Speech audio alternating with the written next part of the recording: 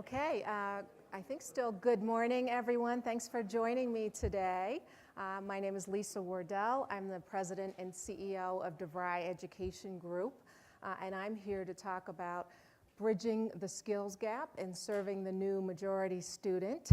My guess is that a few people in here know a few things about that topic, and that I am not introducing this for the first time either at this conference or in general. So my challenge today is to try to bring some insightful thoughts in terms of DeVry Education Group and how we think about bridging the skills gap, as well as the entire, obviously, industry of education, and where I think we can really look and grow to grow this space and to win as it relates to this skills gap.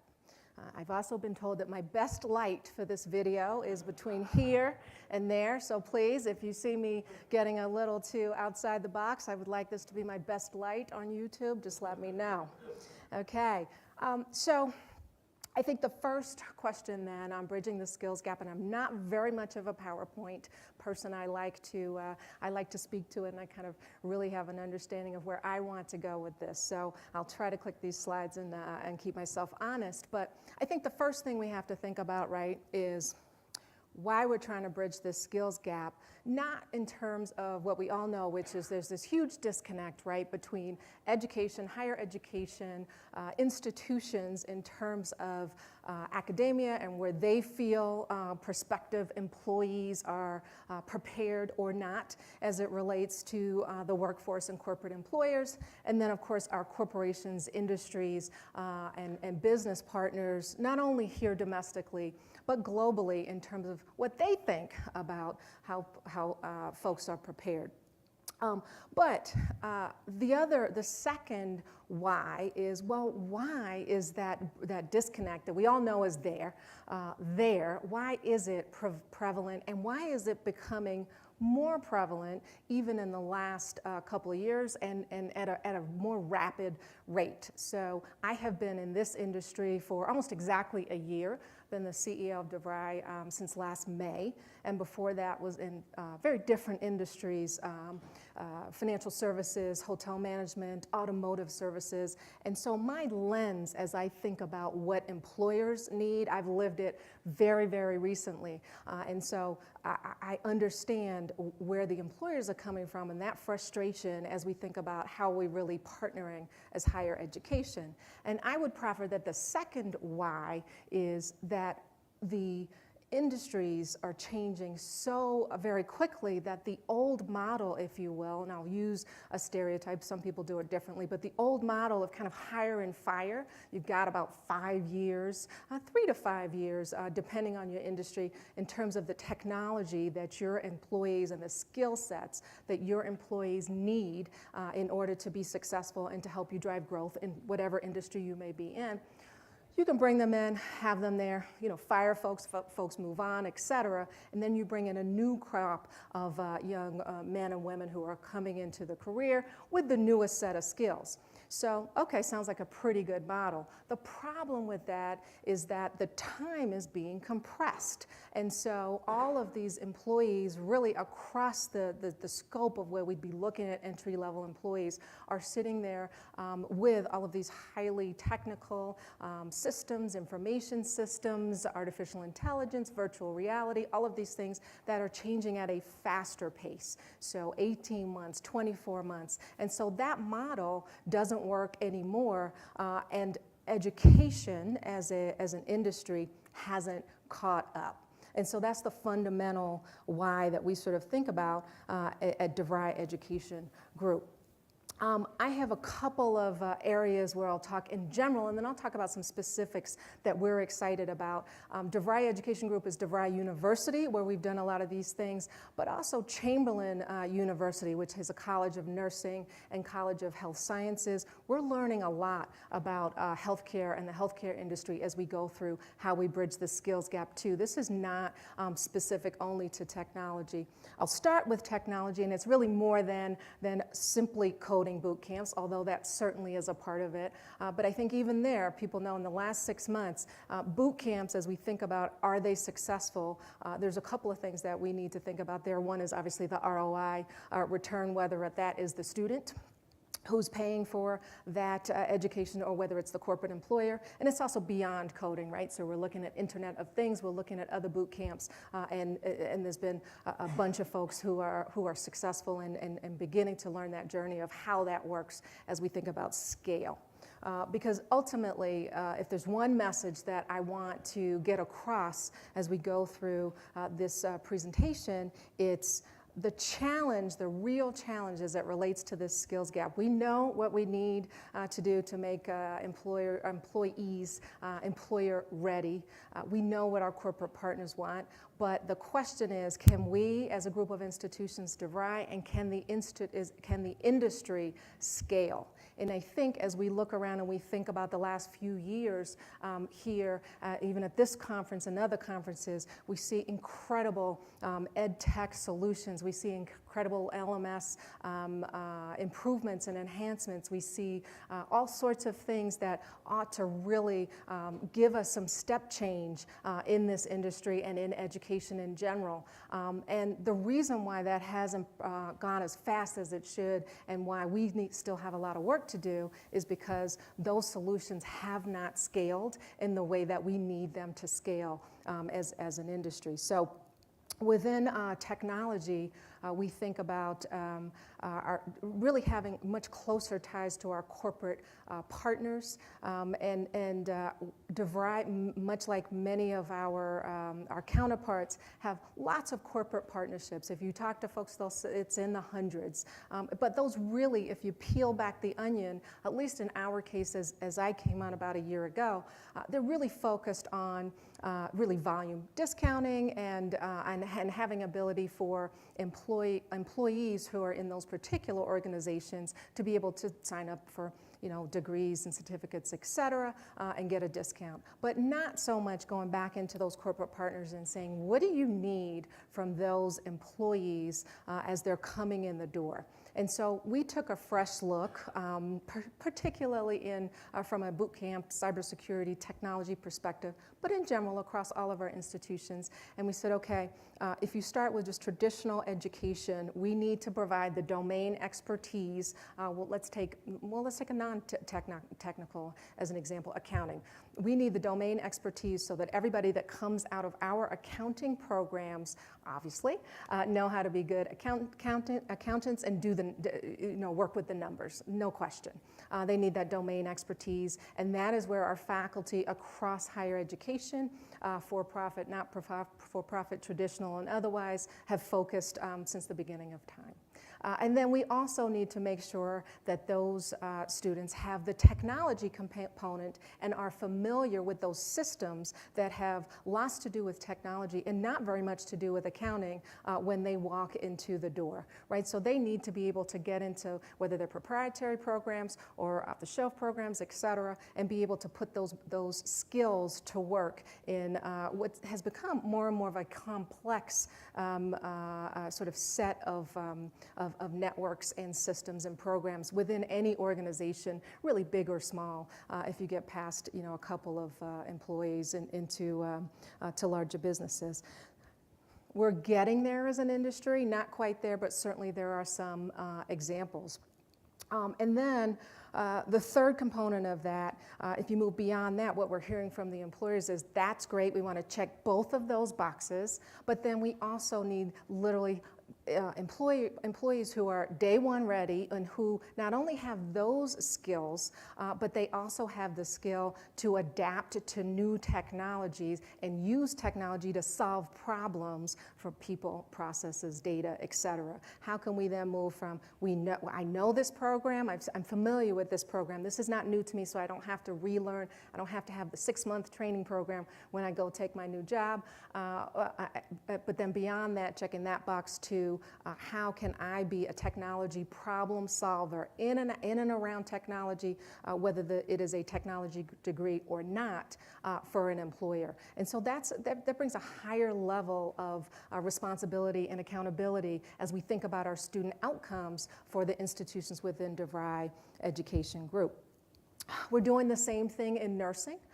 Chamberlain College of Nursing, which is our institution, about 25,000 nursing students enrolled across the nation. And what we've seen there is a real push as it relates to hospital systems, et cetera, on the post-bac sort of RN and BSN level, the day one ready and sort of simulator technology in and around what you would see today in healthcare services, whether it's ambulatory care or hospital systems. They have to be able to, first of all, there's no paper, right? So in terms of charting and data and privacy and those things, those skills have to be there. In terms of high-level technology as it relates to caregiving of patients, that needs to be there, and we invest heavily in our simulation centers, et cetera, all to solve that exact same problem, which is what do the hospital systems, healthcare providers need, and what are the nurses being taught? And again, if you then step back a little bit to where I started, which is when we think about nursing faculty, again, through the ages, they are rewarded and should be rewarded for that high-level domain expertise as it relates to patient caregiving. And there's nothing wrong with that or the research associated with that.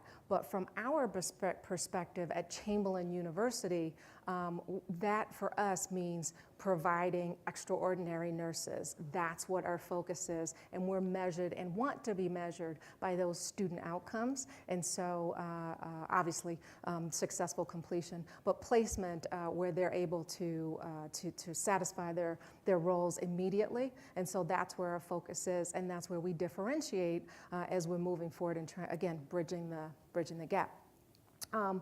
And then the third is really lifelong learning, and I put the caveat that I know in academia and in higher ed, this means very specific things to very specific people. So let me start by saying, what do I mean by lifelong learning, lifelong education, if you feel more comfortable with that term. For us, it goes across our institutions. It also hits a company that we have that is not an institution, but a place where we believe that learning and educating is what we do best and where we have a right to win, and that is in Becker. And Becker is our test prep exam review. Most people would know it for CPA, but really thinking about how can we use that platform and the platform that we acquired last year, the Association of Certified Anti-Money Laundering Specialists, which is why we call it ACAMS. How can we use those platforms to really think through, these are professions that are changing just as quickly as what we would call pure technology professions, right? So if you're in financial services and you're looking at financial crime prevention, cybersecurity, financial crimes, all of those things, risk, fraud assessment, risk fraud prevention, two things are happening in that industry or those industry groups. The first is that boards and industry interest groups and regulatory bodies within those industries are demanding that all of those particular pieces of the financial services puzzle are being brought together and are interacting with one another. Why? Because the crimes are changing, the technology is changing, cyber activity is changing, and we don't have the education platform underneath either us personally or the industry in general to serve that. And so we need to be able to evolve. We need to be able to take these professionals back into an education system. And in order to do that, we've got to do that in a way that makes sense for them. And so that really brings us to, well, who are we doing all of these things for? And people use all sorts of different words. I use the new majority just because it's mathematically correct, which is when we look at how students are coming into the education system, either as first-timers now or a second time around now, or, as I said, lifelong. About 75% of them, according to DOE, fit into this definition, and it depends how you define it, right? But in general, I think there's three pieces to it that we think about when we think about DeVry Education Group institution students. While our institutions are really different, we have 2 medical schools, a vet school, nursing. When it comes down to the core of our students, they typically have some of these characteristics. Financially independent is a little bit of a misnomer in that the reason they're financially independent is because they don't have parents or people who are backing their education, right? So it's not financially independent. I have all of the resources that I need to go to school. What financially independent means to us and to my team, and some of them are here today and they'll tell you they probably get tired of hearing this, is that requires an ROI on their education investment because they did not get that education easily, and even if they did, at the end of the day, our students are both our customers and our product, and we need to provide them the value as it relates to student outcomes in order to be there. So that's the first one. Has dependents. Obviously, a lot of our students have children and families, but more importantly, they are a lot of times part of really extended family networks that require resources. And I personally relate to this a long time ago before we had to worry about technology. When I was in school, certainly there was always the balance between household bills and needs and requirements and being able to go to school. And so that's why, things like year-round Pell Grants, et cetera, are just super important to this group of students. And then it's really employed full-time or part-time while they enrolled. We see both, and typically they are having to do some work outside of school, which we all know makes it more challenging. So these are the things that we think about when we think about wrapping student services and what we call care around this student group as we do some of the things that I just talked about in terms of bridging the gap. But there's some really positive things about somebody did really cool slides. There's some really positive things about this group of students, right? We call it grit, but basically what it means is they know exactly what they want. They've had some life experience. They recognize in general and as a group that this is a way for them to be career mobile. And they have a lot of initiative and enthusiasm that goes around those particular elements of their personalities and their ability to complete. And so when we think about how we're measured, our outcomes around persistence and completion and placement, these are the kind of students that we want. So we are embracing that group of students. I'm going to run through a little bit because I've talked about some of these things. In terms on the solution side, so it's not really on the slide, but the overall solution for our entire industry is to make sure that the people we're educating not only have jobs, but have the ability to move through their careers. Depending on who you talk to, that could be 12 times in general, or on average, people are moving now versus 1 or 2 a few years ago. But I think we can all agree it's more than it was before. And it's driven by a lot of different things, including technology change, employer change, and just how our digital natives and sort of new generations view their exposure and their employment capabilities. A couple of things that I'll just go through really quickly. Because I haven't talked too much about specific solutions. Let's start with DeVry University. So DeVry Works. I mentioned earlier that what we had done when I first came into this role is really look at our corporate partnerships, which were many. DeVry has been educating for a really long time, right? Since 1931. They've been educating veterans. That's how we started, was educating veterans as they returned back from the war in DeVry Institute of Technology. So we have a bit of a legacy there, and that's a good thing. But we had lots of partnerships, as I mentioned. In my opinion, a little shallow, right? Sort of at the top. If someone wants to go to school, that's fine. But what we want to do is we want to look at this really as an opportunity to solve a business problem for each of our corporate partners. So I'll give you a couple. So Walgreens obviously has quite an extensive network. They're looking for new managers within their network of stores, clinics, et cetera. And so we have partnered them to say, what do those people look like? what do they need to have? By the way, it's not always a 4-year degree or even a 2-year degree. There are many employees that we work with that are looking for certificates, micro-credentials, credentials, all of those things that, again, go back to affordability, right?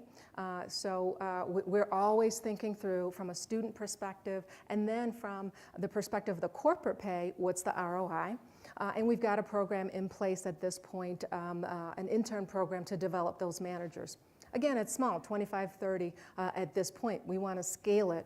It's going to take institutions and organizations like ours that have the technology capability and scalability to make these programs work, which is why, in general, this industry really needs to think through more partnership and venture models because we can do that and we can make a real dent in what's going on. I mentioned SpaceX because they are in dire need of technical skills. And jobs or employees to fill those skills. We've partnered with them to really become sort of a virtual placement agency for them, exclusive for DVU grads. And by the way, of course, we went back and said, well, what do you want these grads to have? What does it need to look like? And we've customized that program. Same as it relates to some of our other technology partners who, they may need 3,000 employees and very specific to IEE or ECT, in the case of Securitas, they're looking for 3,000 employees over this course. Again, the time in terms of the revolving of these employees, you've got to have a partner who can drive folks that can go through continuous or lifelong learning path. We've partnered with Securitas, but the interesting thing about that is that we have taken 7 of our DVU courses and content, which is really rich, but we've split it up into 7 modules, and we put that on the Securitas LMS system so that they can have their employees do that in a way that it works for them, from an on-demand. They can also measure the outcomes and results, right, and provide that as part of their learning program. So I think the bottom line is, in order to bridge the skills gap, we have to figure out really, really smart ways to scale. That's going to take partnerships in and around higher education, which it's interesting for me coming from other industries. We're not so into that. We're a little bit more frenemies than partners around this space. And I, for one, want to be somebody that's kind of championing some change there. And we've seen some movement recently in the recent weeks. And we've got to be able to do that in a way that we are really building and solving real business solutions. And in order to do that, we've got to go back and talk to our customers first. We have 2 sets of customers. Those are the businesses we're trying to solve those needs for, as well as our students. And we have 2 sets of products, all of our great content, curriculum, degrees, et cetera, and then the resulting product, which is somebody who is placed. And that's exciting for us at DeVry Education Group, and I hope it's exciting for all of you. So, thank you.